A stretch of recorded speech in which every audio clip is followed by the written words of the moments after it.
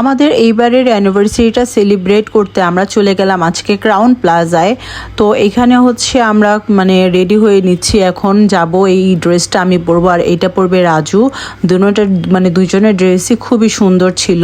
আর আজকে আমরা চেষ্টা করেছি সবাই একটু হোয়াইট হোয়াইট রাখার। আর রিজিক বললো সে আজকে পাঞ্জাবি পরতে চাই, তাই ওকে পাঞ্জাবিটাই পরাই দিছি, কারণ নর্মালি তো এরকম আর কি পরা হয় না ওরকম একটা।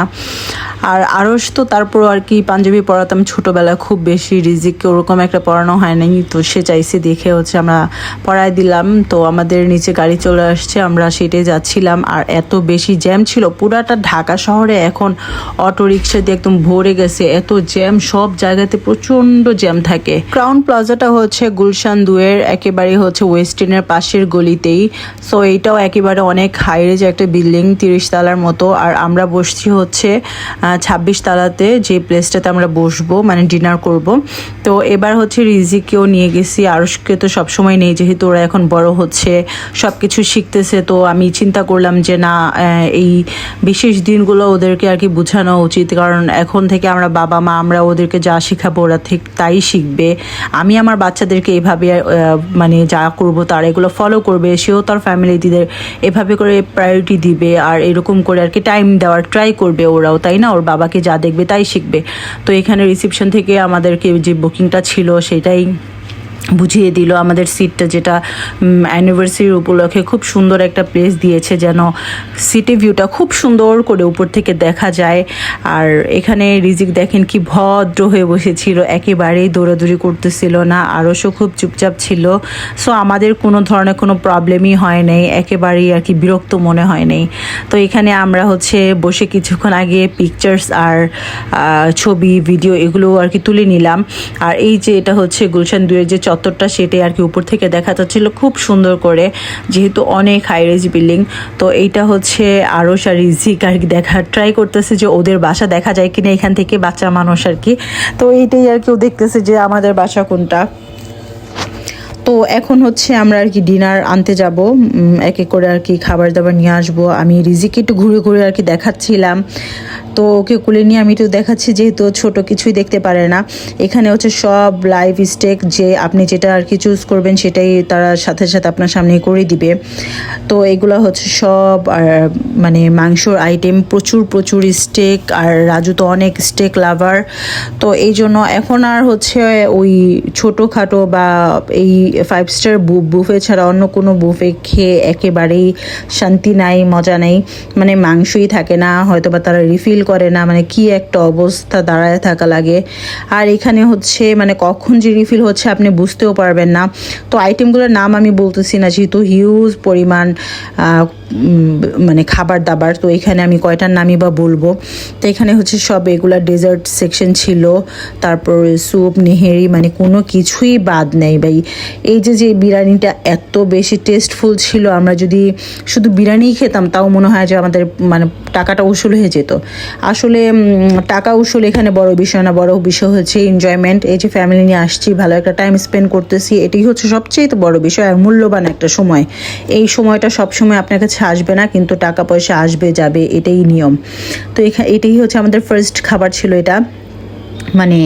আর এটা ছিল রাজু একেবারে আর কি ওর পছন্দ মতো, যতগুলো স্টেক ছিল সব অর্ডার দিয়ে নিয়ে আসছে। তারপর অক্সটেল ছিল রাজুর, আর আমার তো অক্সটেলটা খুবই ফেভারিট। আমি আগে একেবারেই খেতাম না, বাট এখন রাজু আমাকে খাওয়া শিখাইছে যে খেয়ে দেখো প্রচুর মজা।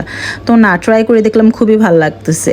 তো আমি আর কি রিজিকে নিয়ে একটু ব্যস্ত ছিলাম খাওয়ানো নিয়ে, তাই রাজু আমাকে টুকটাক করে একটু খাওয়াই দিচ্ছে। আর ইদানিং একটু খাওয়া দাওয়া করতে সবারই মনে হয় যে একটু প্রবলেম হয়, 15 দিন খাওয়া যায়, 15 দিন খাইতে ইচ্ছা করে না।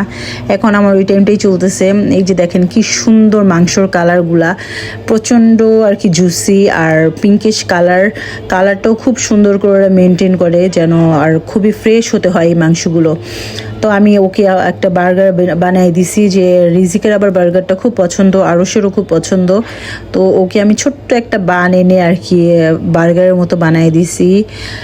তো এই হচ্ছে আমারটা, আমি যেগুলো আর কি অর্ডার করছি নিয়ে আসছি ওইগুলা। তো এইখানে হচ্ছে স্টেকটা আর কি অর্ডার করলে যে যতটুকু আর কি খেতে চায় আপনি যতটুকু বলবেন আপনার সামনে ততটুকু ঠিক করে দিবে। কারণ আর আমি সবসময় চেষ্টা করি যে একেবারেই যেন খাবার দাবার ওয়েস্ট না হয়। দরকার হলে 3বার আনবো 4বার আনবো অল্প অল্প করে, কিন্তু বেশি বেশি করে এনে ওয়েস্ট করা আমার একেবারেই পছন্দ না।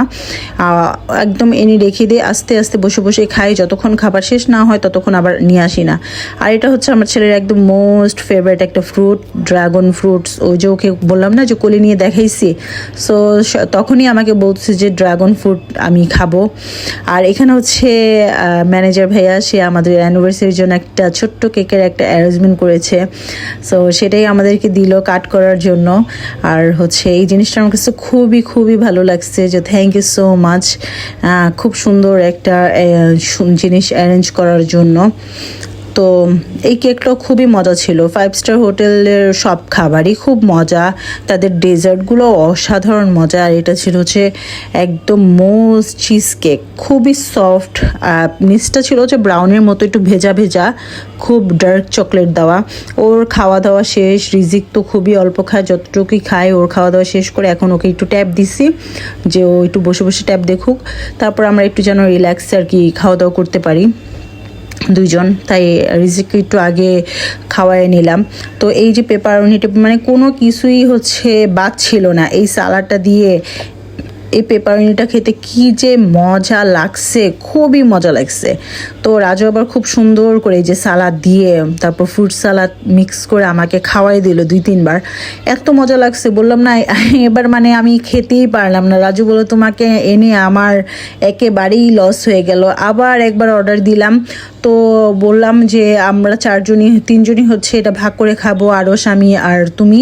তো শেষ করে আমরা আবার নিয়ে আসবো, শুধু শুধু অযথা এইভাবে বেশি এনে নষ্ট করার কোনোই দরকার নেই। আর এই অন্যান্য বাফেটে এত পরিমাণ স্টেক মাংস কিছুই দেয় না, তাই হচ্ছে রাজু সবসময়ই চেষ্টা করে যে এরকম এই অকেশনগুলা বা বাফেট খেলেই আমরা 5 স্টারে মানে খাবো, এছাড়া হচ্ছে ভালো লাগে না। দেখেন কত এনজয় করে ও খাচ্ছিল। ওর খাওয়া দেখে যে আমি ভয়েস ওভার দিতে গিয়ে আমার জিভে পানি চলে আসছে। মাংসের কালারটা খুবই সুন্দর, খুবই একদম পিঙ্ক কালার। এখন আমরা হচ্ছে বিলটা পে করে নিলাম, আমাদের যাওয়ার টাইম হয়ে গেছে।